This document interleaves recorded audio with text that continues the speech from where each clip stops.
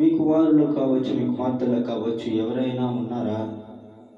నా కుమారులని, నా కుమార్తెలని దేవుడికి అర్పించాలి, దేవుడికి సమర్పించాలి, దేవుడి సేవలో వాడబడాలి, దేవుడి సేవలో వాళ్ళు ఉండాలి, వాళ్ళు దేవుడితో నడుచుకోవాలి, దేవుడి చిత్తానుసారంగా ఉండాలి, దేవుడు పని చేయాలి అని ఎవరైనా అనుకుంటున్నారా?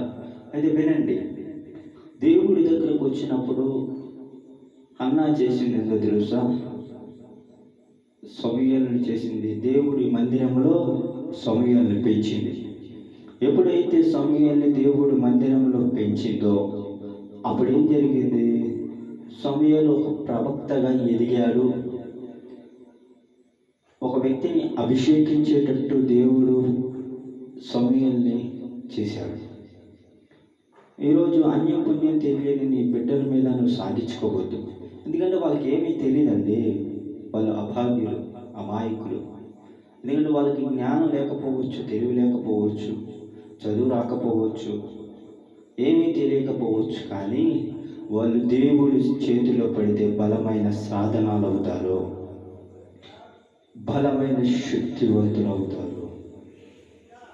ఏమీ తెలియలేని నీకు, ఏమీ అర్థం కాని నీకు, ఏమీ జ్ఞాపకం లేని నీకు, ఎవరు తెలియని నీకు దేవుడు శక్తి మీ పిల్లలోకి వస్తుంది.